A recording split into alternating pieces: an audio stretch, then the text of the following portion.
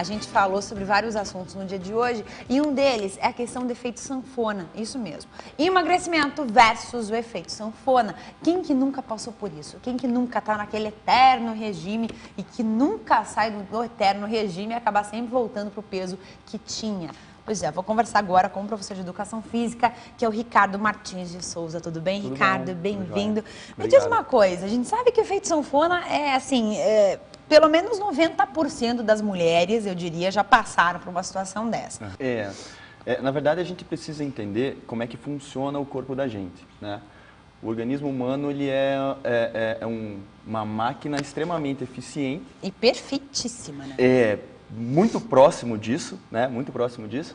Mas ele é muito eficiente e a ideia do organismo da gente é tentar poupar o máximo que ele conseguir de energia. Uhum. Então, uma das que foi fundamental, na verdade, para a gente durante o processo evolutivo. Uhum. Né? Só os seres que conseguiam poupar a energia, que não tinha disponibilidade o tempo todo, acabaram sobrevivendo. Então, o organismo da gente tenta o tempo todo poupar essa energia. Uhum.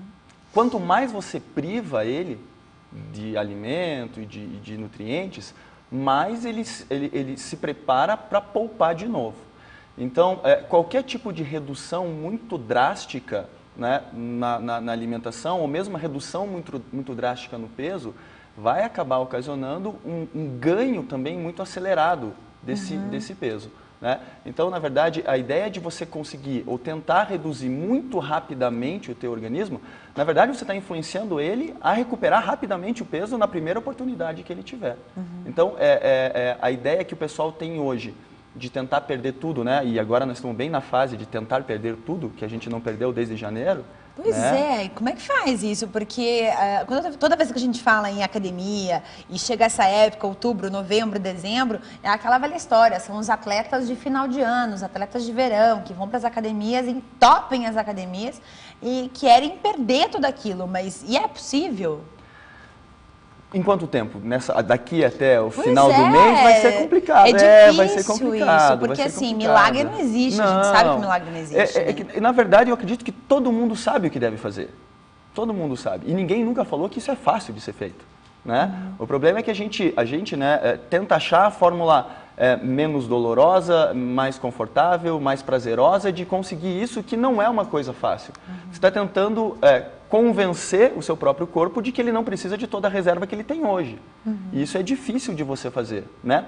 Principalmente na questão da gordura, porque é muito confortável para o organismo da gente ter bastante gordura.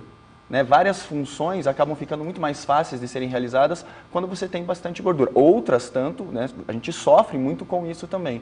Mas é muito confortável ter gordura, é muito prazeroso ingerir, né, alimentos ricos em caloria.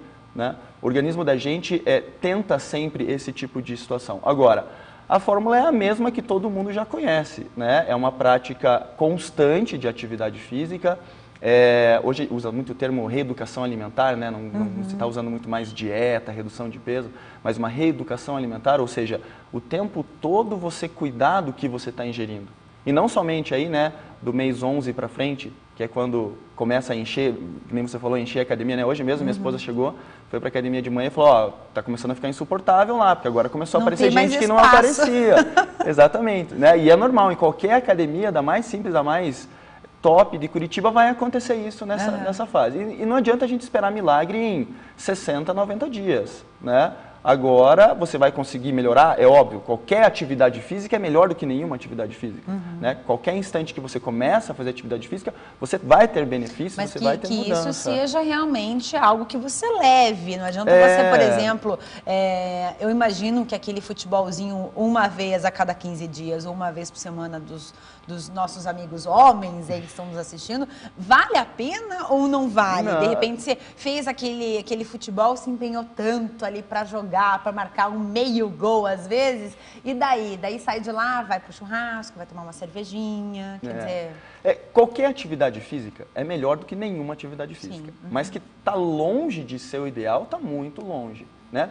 Principalmente o pessoal que acha que aquele jogo de 15 em 15 dias, como você falou, é o jogo da vida dele. Né? Geralmente é assim que funciona. Isso. Então ele tenta correr como ele nunca correu antes, ele tenta saltar como ele nunca saltou antes, e ele não está preparado muitas vezes para isso, né? E no mínimo ele pode causar uma lesão que vai deixar ele ali 3, 4, 5 dias todo dolorido. No mínimo isso, né?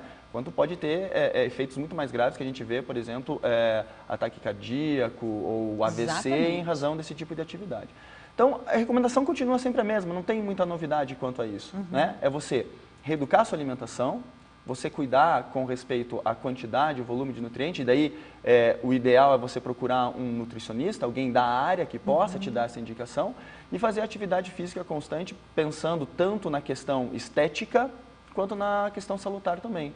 Né? Às vezes o pessoal fica muito preocupado com estética, como você falou, e aí começa a utilizar de artifícios que resolvem a questão estética, mas deixam de lado toda a questão da saúde, manutenção da força, da resistência muscular, uso de medicamento para inibir o apetite. Né? Usar medicamento, o mais famoso acho que é a sibutramina, né? Que é vendida aí, o pessoal até traz do Paraguai, que é pior ainda, que você não sabe nem se é realmente aquilo que você está tomando. Né? Ou mesmo o uso de esteroides anabolizantes, né? Que você consegue um resultado muito rápido, e não adianta a gente ser hipócrita dizendo que não funciona, porque funciona, é claro que funciona, mas os riscos que você tem que arcar com esse tipo de estratégia, às vezes, acabam sendo muito maiores do que os benefícios que você tem com esse tipo de medicamento. Então, tem que dosar muito bem o que você está fazendo quando você passa a utilizar desses artifícios, para ver se é o produto final que você quer. Né? Se no final das contas não vai ter déficit ao invés de ter ganho no final de todo o processo. Pois é, e tem um outro detalhe aí, que é a questão do hábito. Quer dizer, a questão básica, ir para academia. Outubro, novembro, janeiro, fevereiro, dezembro, enfim, 4 ou 5 meses que você frequentou a academia ali. Né? Malhou um monte, louco, tá super feliz, tá com um corpo super bonitão. De repente, acabou o verão, começa o frio e você esquece que a academia existe, né? Aí você começa a comer de novo um monte e as pessoas comem muito no inverno. A gente sabe que a gente tem, o nosso corpo necessita disso, a gente come muito mais, alimentos mais calóricos, é óbvio, para poder se resguardar do frio.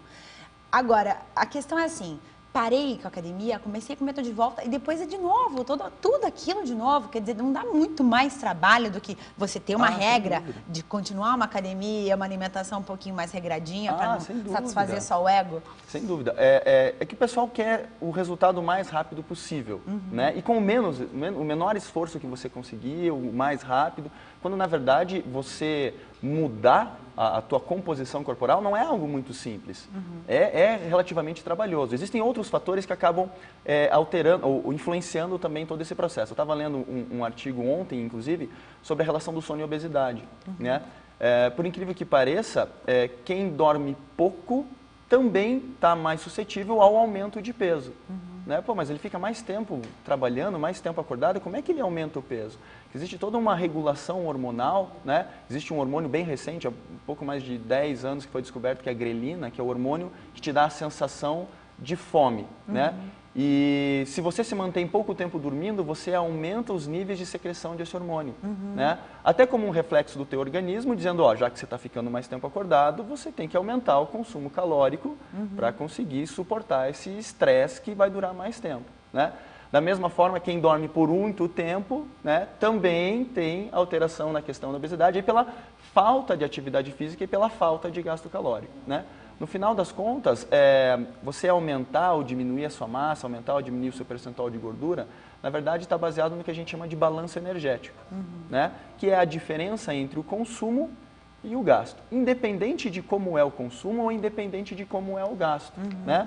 Desde que o seu gasto energético seja maior do que o consumo, com certeza, sem dúvida nenhuma, para qualquer pessoa, né, independente de ter uma genética boa ou não para ganhar peso, né, se o teu gasto calórico é maior que o consumo, você vai perder peso. Né? Eu sempre brinco com os meus alunos em sala de aula que, assim, que emagrecer é uma coisa que é garantida. Né? Não é muito confortável, não é gostoso de você emagrecer, mas é garantido, porque se você para de comer, você não consegue manter o peso. Né? Se você reduz a sua ingesta, você vai, com certeza, reduzir o peso corporal.